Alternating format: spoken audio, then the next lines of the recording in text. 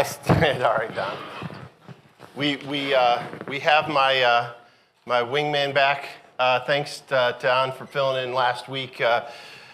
Thank goodness Allie's back this week, and he tells me he's been studying a little bit on chapter 3, so he can add some great insight. So good to have you back, Allie. We missed you last week. I know that we have at least a couple of folks in here this week that aren't usually in, so I'll kind of do a little bit of catch up for those who haven't been attending regularly. We are studying the book of Job. We've spent probably the last, 6 weeks or so getting through chapter 1 and half of chapter 2. Part of that is because we actually took a deep dive in a couple of areas. We looked at Satan and what he is and isn't allowed to do by God. We looked at some of the things he can influence here on earth as a result of the power God has given him to influence things here on earth. And then we looked at, whether Job was kind of fact or fiction, meaning, is it a true Bible story or is it a story that was kind of folklore and passed down? And I think we all agree that it's a true Bible story. We talked about the fact that it's referenced in Ecclesiastes 17 and also in the New Testament as well. You okay there, Lila? All right.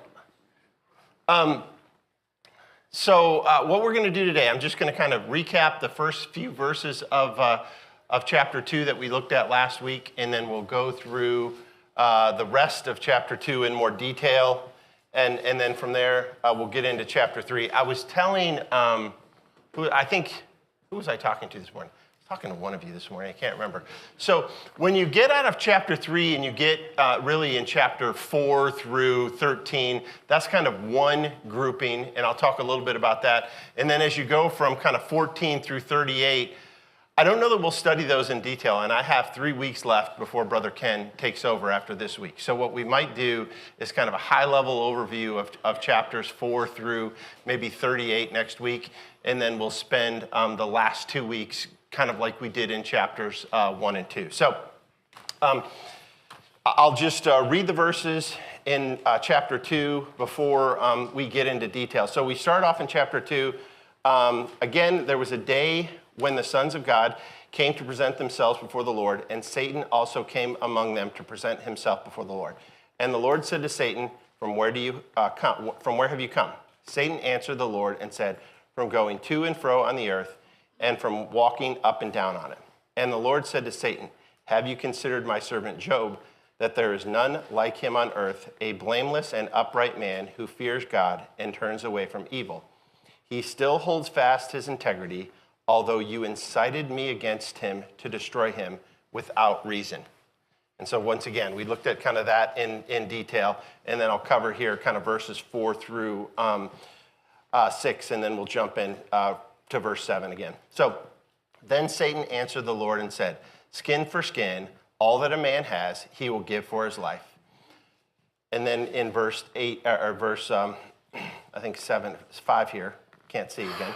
But stretch out your hand and touch his bone and his flesh, and he will curse you to your face.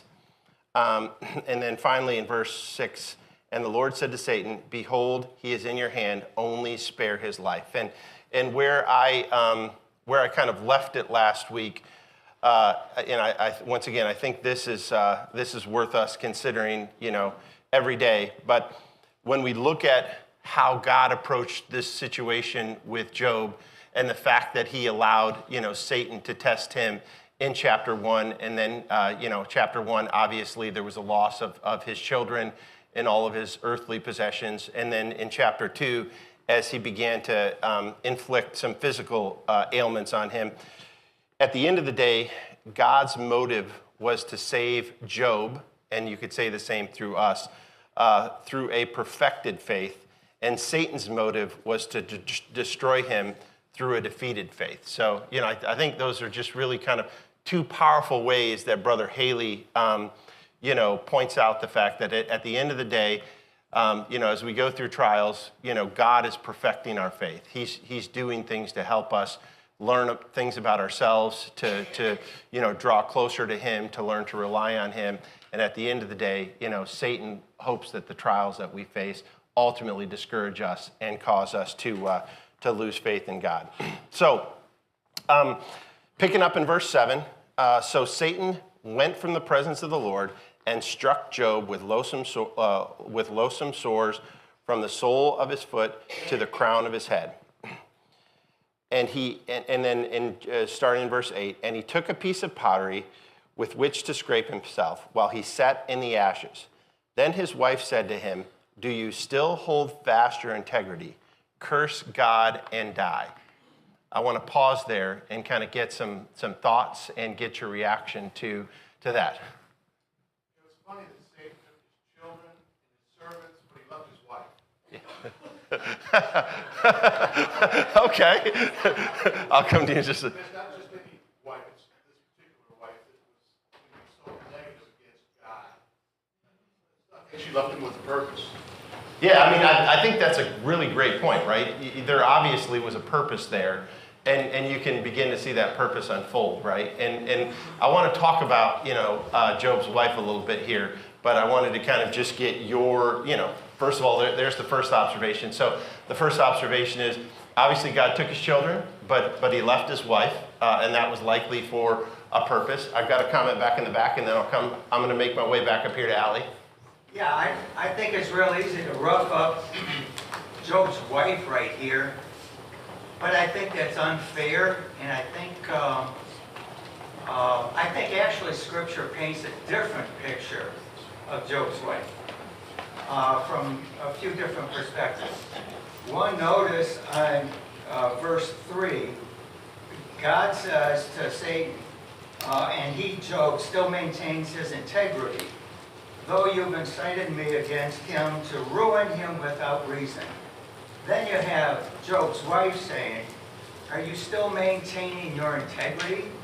Okay, integrity to me is simply doing right even when no one's around, or when you're not in the public eye. That's often how it's described, you're right. Job's wife knew he wasn't deserving of the treatment that the people of the day thought that would be expected of this kind of calamity. So she was right. Okay, so what she is saying, curse God and die, would be almost like lashing out against God because this doesn't make sense. And then the idea of and die is basically and give up. So why don't you lash out against God and give up? All right, notice what Job says in response. He says, you are talking like a foolish woman. It would have been different if he said, boy, there you go again. But no, he doesn't. He says, hey, this isn't you. This isn't like you, this isn't you talking. You're talking strange. She's been through everything that he has, and she's even witnessed her partner, her spouse, deteriorating in front of her eyes. I mean, how many times have we been in anguish when we see a loved one deteriorate health-wise? Okay, so this is, so this isn't her. So what Job says, shall we accept good from God and not trouble? Notice what he says also, shall we? He acknowledges that they're both going through what he's gone through. And so what Job is saying is, hey, let's not go there. We'll get through this together. Notice also that there's no mention of Job divorcing her, or that she takes off, or that she dies. And then in the end, chapter 42, it comes about that Job has double possessions and 10 children again. And I assume that it is with the same wife because it's only like a week later. Yeah, she's only mentioned one other time after this interaction here. In conclusion, I think that we can realize God credits Job as no one like him on earth, which means we are more like Job's wife than Job. And also, I think this is a verse that I think of when I have a chance to encourage young unmarried people to say, hey, number one request of God in your prayers is get a spiritual partner, because we're all going to, sky high risk that we're going to want to lash out at God sometime, and we hope and pray that we have a spiritual partner that would lift us up and say, hey, don't go there. We can get through this together. Yeah, I think those are all wonderful points, and I really appreciate that. I'm going to let the other two comments, and then I'm going to respond to that. But I think tremendous points there, and I appreciate the comments. Did you want to make a comment? We were talking that God took the children and all the stuff. It wasn't God that took it. God allowed Satan to take it. Absolutely. And Satan left the wife probably because he could work through her to make it worse on Job.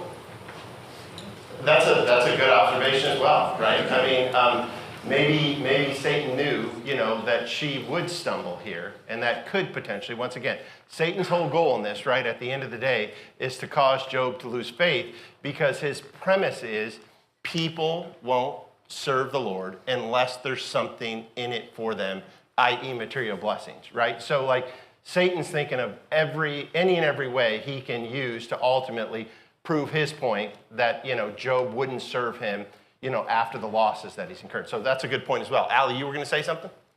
Yeah, there are three good points in there. Number one, as the brother just said, the devil didn't bother Job's wife because she was helping him. So why should he bother her? And another one, Romans 8:28 says, all things work together for good for those who love God and are called according to his purpose. So Satan didn't take Job's wife because God through his omniscience knew that he was going to need her at the end of this ordeal. How could he have 10 more children without a wife? Yeah. God knew that was going to happen. He didn't give him another wife, but he gave him 10 more children. He didn't double up on it, he doubled everything else, but he didn't double. He don't need 14 children. And so there's a reason. Absolutely. That, as the brother said, that she was helping the devil. In this case, yeah, I think all of those are outstanding points, right? And I had said previously some things for us to think about, and I do think that as you study Job on the surface, we often look at his wife in a negative light because of a few interactions that we see, right? But the things that are important to remember are she just lost all of her children, right? I mean, so that's the first thing to remember, right? Second of all, she just lost all of her possessions, and prior to that, she lived a pretty good life, right? Thirdly, now, her husband obviously has been inflicted, with some serious health challenges.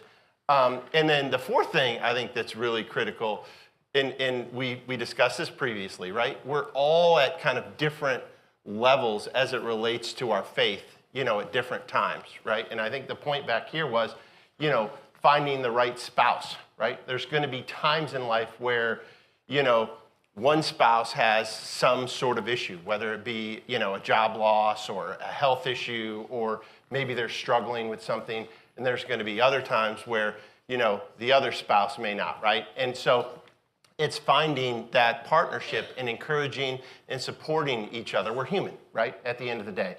And I thought it was a really good point back there, when you said that we're more like Job's wife, than we are like Job. I mean, we're all going to struggle at times. And so to have that yin and yang and be able to support one another at the right time. I'm going to go through the next couple of verses, and then I actually want to read a pretty poignant footnote in the commentary here that when I read it, it kind of drove home for me. So let me get to that so I can jump to it after I read these next couple of, I've got a ton of sticky notes here, so I need to get to the right page. 43. All right, so I'll turn this over so I can flip back to it. All right, so we'll continue on, and I know it was referenced, the next couple of verses, but I'm going to read them. So Job responded here. Then he said, but he said to her, "You speak as one of the foolish women would speak.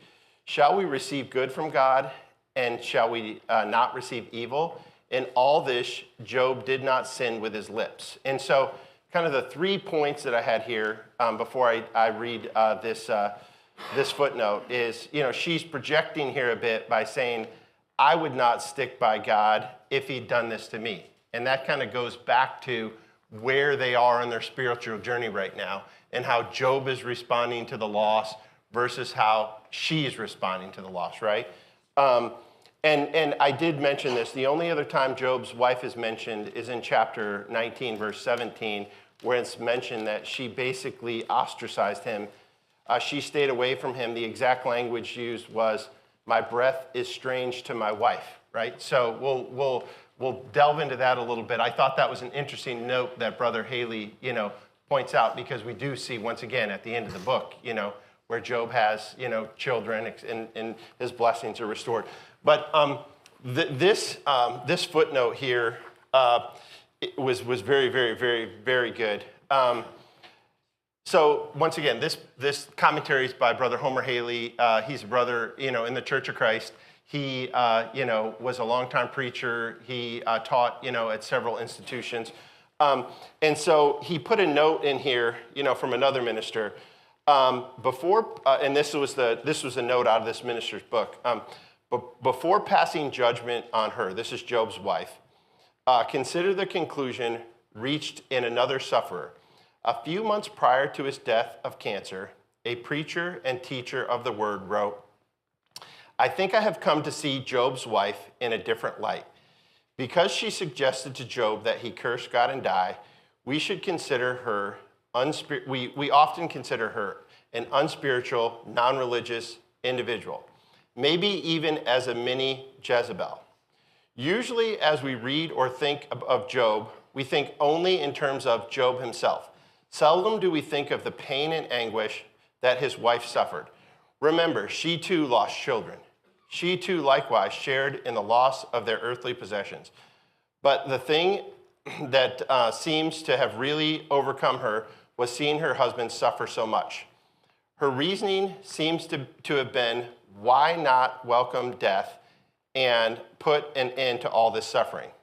And so once again, the minister who wrote this was dying of cancer.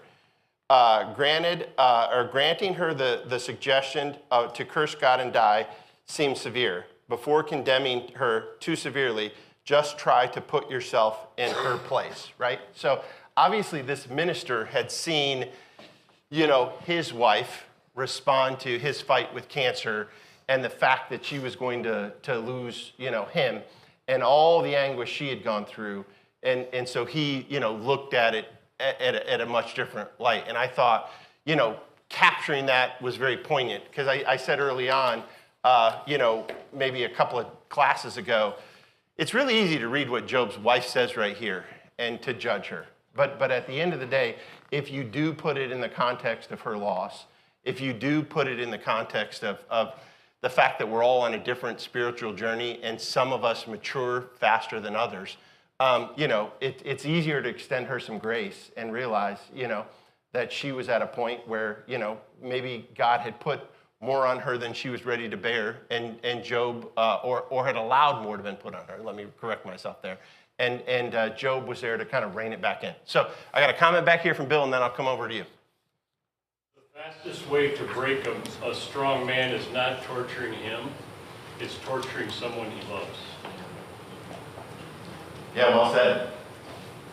And I think that's exactly the position that guy was trying to explain with Job's wife.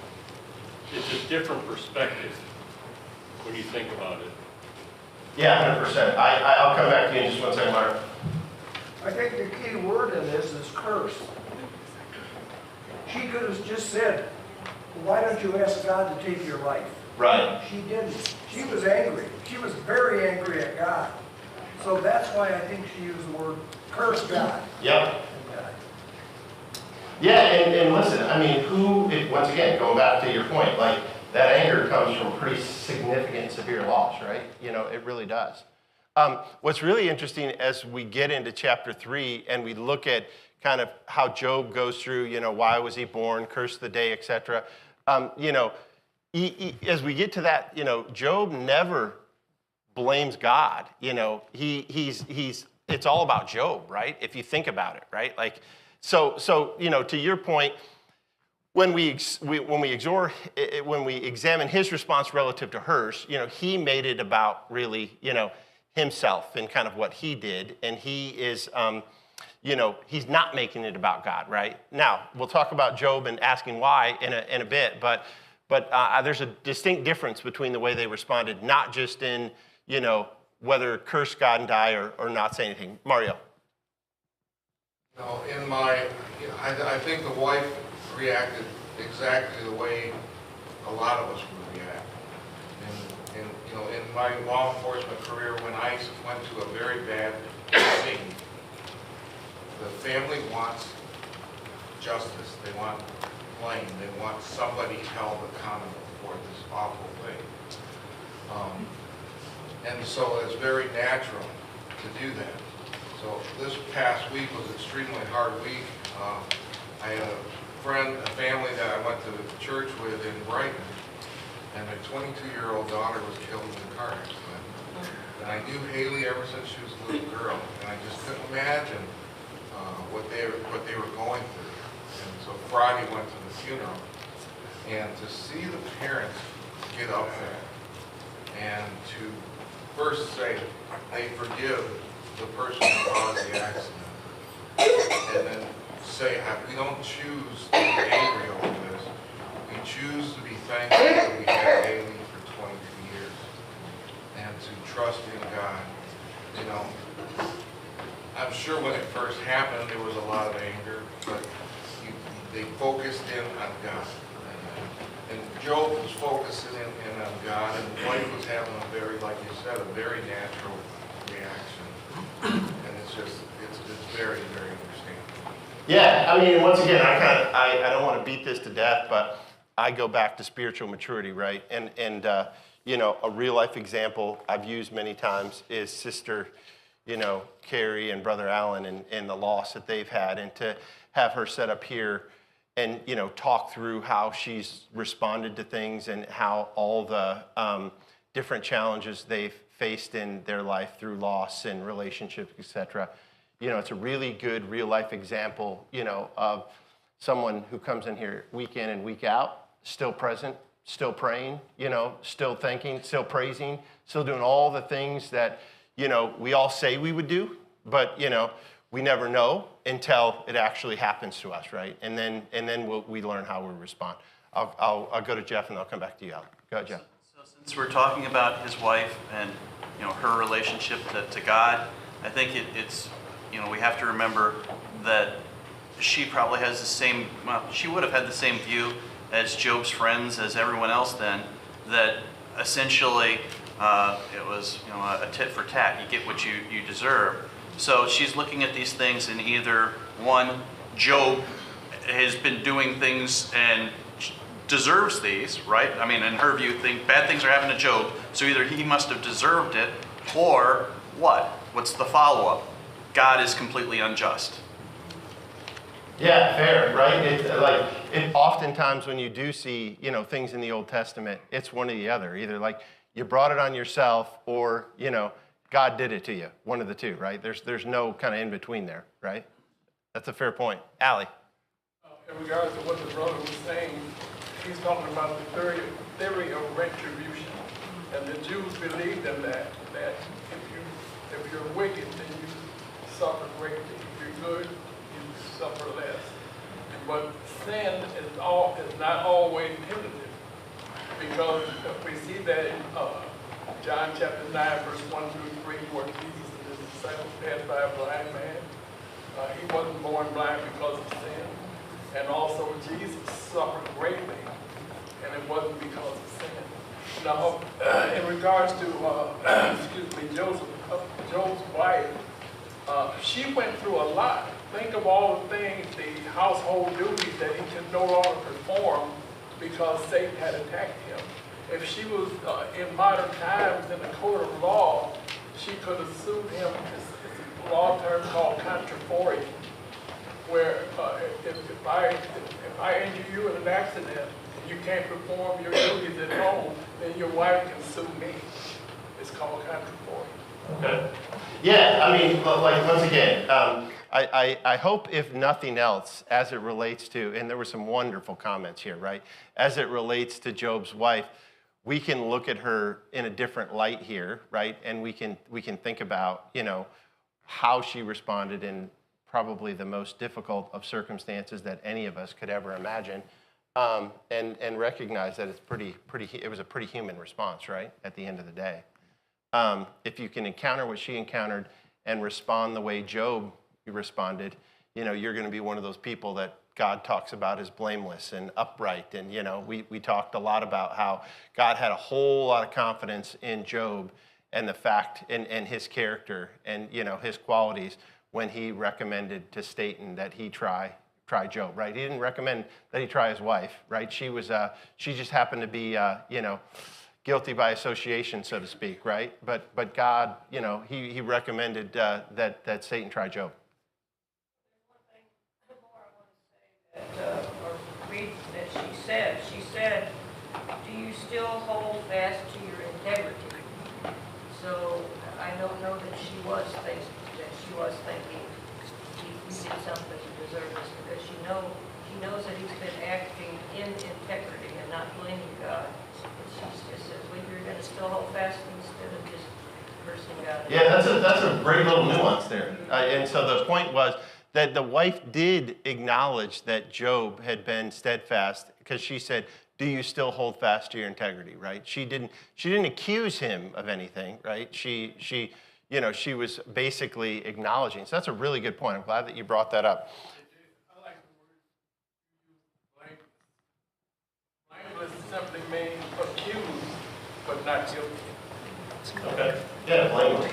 Accused but not guilty. All right, so we'll jump to verse, I don't know why I can't see these numbers. They must be like super small, right? So, excuse me, I think we're on verse 10 now here, or maybe 11. So, but he said to her, you speak as one of the foolish women would speak. Shall we receive the good from God, and shall we not receive the evil? In all this, Job did not sin with his lips. So, you know, Brother Haley pointed out here, you know, 2 points, and I'll see if any others had any comments. But he said, you could almost feel a bit of disappointment in Job's response, right?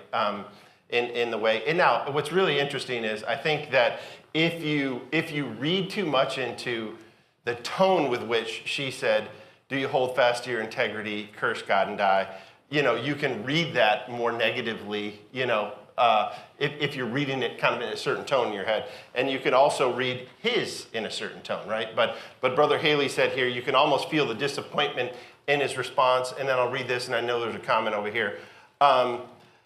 This I thought was really well said. He said, Job felt her response was beneath the dignity of one who lived such a relationship as she had. Respect for God should have produced a wiser answer to the problem. I thought that was a really interesting, you know, it kind of goes back to, and you can see a bit in here. If you remember, we talked about that at this time, all the possessions that Job was blessed with, like the culture was such that if you were wealthy or if you had many possessions, it was because God favored you, right? And so even in that response, you know, you can see a little bit of, well, she was blessed with a lot, right? So she should have responded differently. I don't know that, once again, that being blessed with a lot should, you know, drive a certain response. I think it really comes down to the level of spiritual maturity and kind of where you are, you know, on your journey, right? And in some cases you could argue, and I welcome this for, for comments. But in some cases, you could argue like the more challenging things have been, right? The more that you've endured, the more that you've struggled, you might be in a better position, to respond favorably versus maybe somebody who hasn't faced any challenges, right? I often say to my wife about the kids, when they're going through something difficult, like, listen, it builds character, right? Like it's going to put them in a position so they can respond favorably when they experience more difficult things in life. So, I'm not one, and I have a lot of tough love for, my kids and for myself as well. But, I think that when we go through life's challenges, at the end of the day, those things, they sharpen us, they shape us, right? They help us grow because we never know what we're going to face, down the road, right? Yeah, that's a great point. So there was one other hand. Go back, I'm going back to that. And then his wife said to him, do you still hold fast your integrity? This is not the first time that Job had adversity. I don't think she would have said, do you still? I think he had many adversities that he overcame. That's where he got to. And I think this is the epitome right here. Yeah, this would certainly be the peak. And Nothing new to Job or her. Job is still holding fast to his faith. She's had it. that's a really, really, really good point, right? I mean, we know, at this time in history, like life was hard, right? Like, didn't have access to the medical care that you have access to today, couldn't flip on a light switch. There's a lot of things that these folks, face that we have solutions for today. So to your point, there's no question, over their years of marriage with 10, children, that they certainly, faced challenges together, and he certainly had challenges. Were you going to make a comment?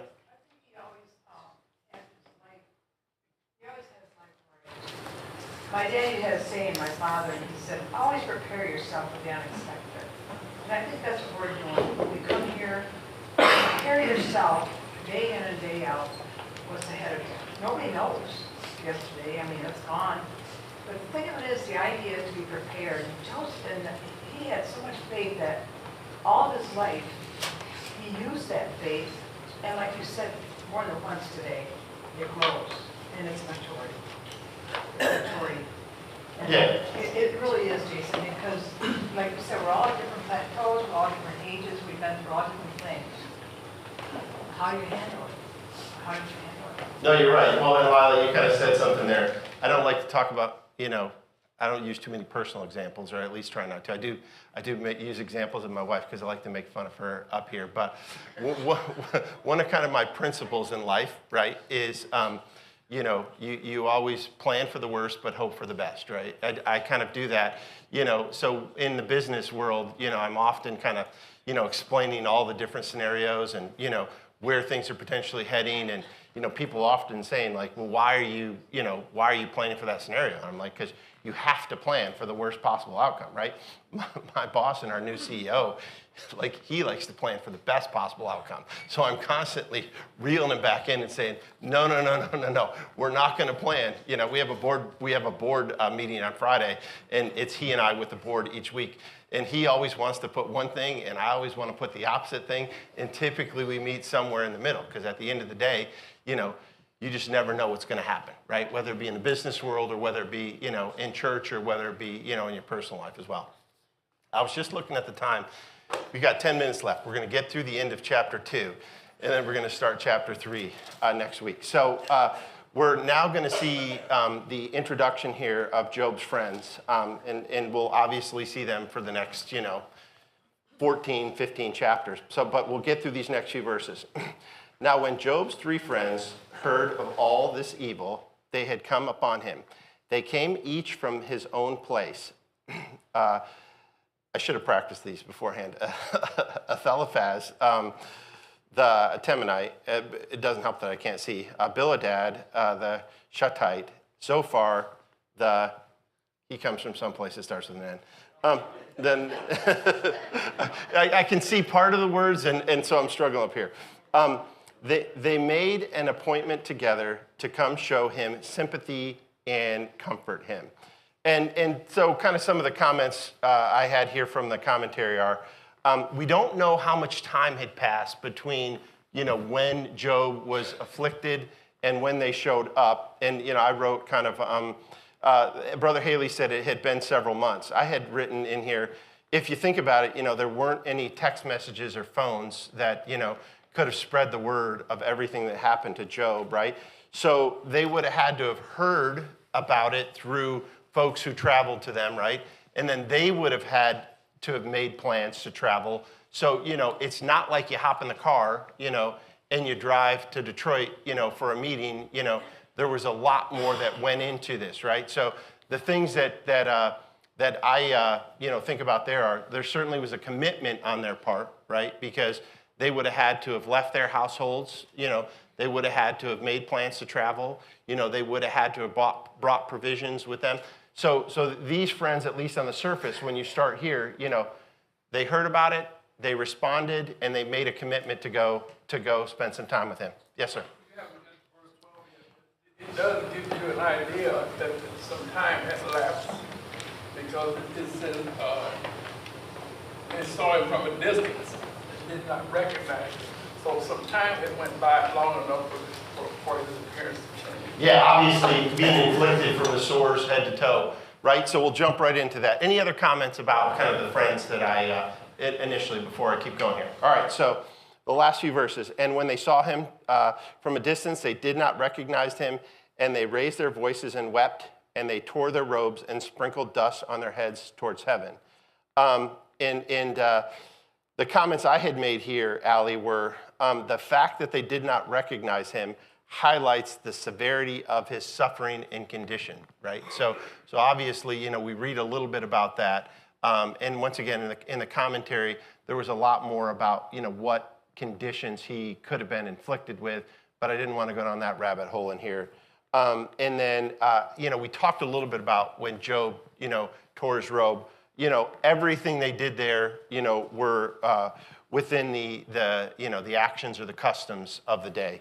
And then finally here, and they sat with him on the ground 7 days and 7 nights, and no one spoke a word to him, for they saw that his suffering was very great. I think, I jump to page 45 here. So first of all, any comments on that or any thoughts? We have about 7 minutes left. I had highlighted a section here from the that I wanted to cover, but I want to see if there are any thoughts or questions before I do that. A lot of people when they're mourning, they just and even like you said, they probably had it takes time to travel back in that time. He probably hadn't been eating. He probably looked gaunt, just mourning. He just. Yeah, I think there's 3 elements there, right? I think Allie touched on one. Obviously, it had been some time, so his physical, appearance had changed. To your point, Robert, his hair could have grown out, could have obviously not, and then you take it into consideration the fact that he was inflicted, with sores head to toe. Certainly, there was a lot going on there in terms of them not recognizing him. I'll go to the back. Yeah, I got a note here. It says that Eliphaz is from Teman, an important city of Edom. Bildad is from Shua, which is probably near Edom or Arabia, and Zophar is from Nama, which was probably in the Sinai Peninsula or the Arabian Desert, which gives us an idea of the distances that are involved here for all of this time to take place. So it could very easily be anything from months to a year. Yeah, I think, while his friends obviously reacted more like his wife than Job at the end of the day when we look at it here, at the end of the day, they were close enough, he was respected enough, and, they made that commitment to come, right? And we'll look at kind of how that transpired. So here's what Brother Haley had to say about verse 13, and it was significant enough that I didn't try to, summarize it. I'm going to read through this. Was there silence maintained out of a sense of custom or propriety? Was it a further expression of sympathy and compassion, and understandable and speechless at what to say?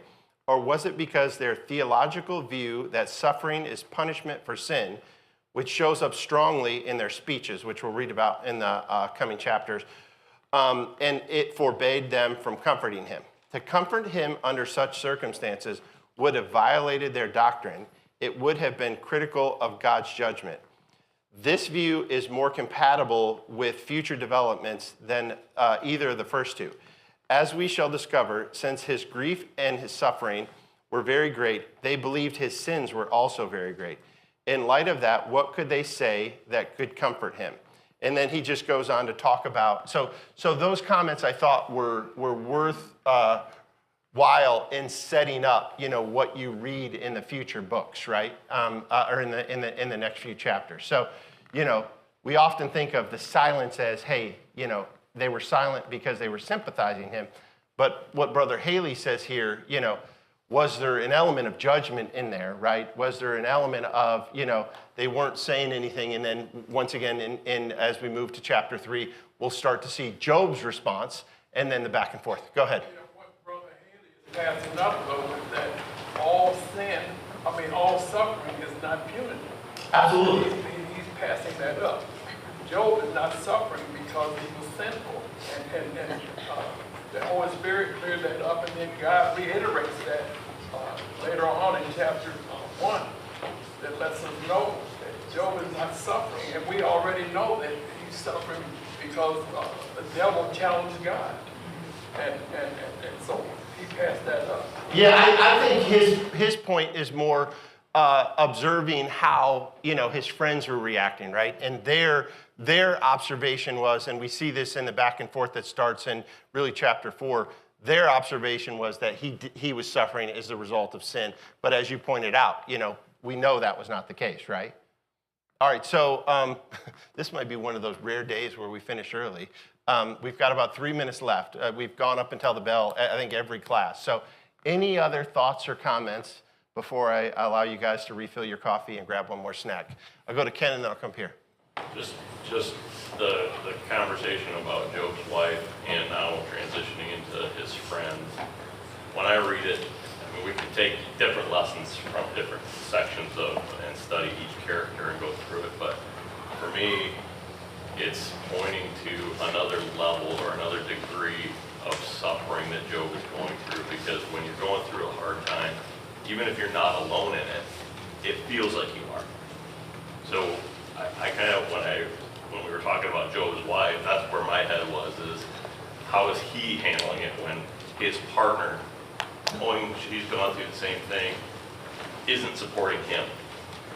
And that's maybe a different take on it, but I think as he goes further with his friends, it's another layer. Now even his friends don't get it and don't understand and are putting more burden on him. And I think that's, for me, when I look at Job as a whole, that's what I go back to and go, man, I hope that I can get to a point where I can get close to that. Yeah, I mean, first of all, that's a tremendous observation, right? And at the end of the day, we touched on this a little bit. So, we tend to focus on all the things that Satan did as it relates to the, the loss of possessions, the loss of children, etc. But then, Ken, you kind of take it to the next level, and you have the element of the wife's response and then the friend's response. That's just an added, potential barrier to Job remaining faithful, right? Like those are things, well, like he's standing alone, at the end of the day, right? And he does a very effective job of defending, his position and why he is the way he is, in the next few chapters. But that's a really great insight, Ken. I can't help but believe that, being that Job was such a devout man, that he prayed a lot also while he was sick, which I think, how often do we pray when we are really ill? Do we talk to the Lord enough? Yeah, that's fair. I think that if you put on a scale from 1 to 100, there's probably a lot, fewer people who talk enough versus, the bulk, right? I mean, there are prayer warriors out there. I know a few of them, and I'm grateful for them, but we could all certainly do a better job there. All right, I hope everyone has a great day and a good week, and I'll see you next week at the same time, same place, Lord willing. Oh, I didn't see those.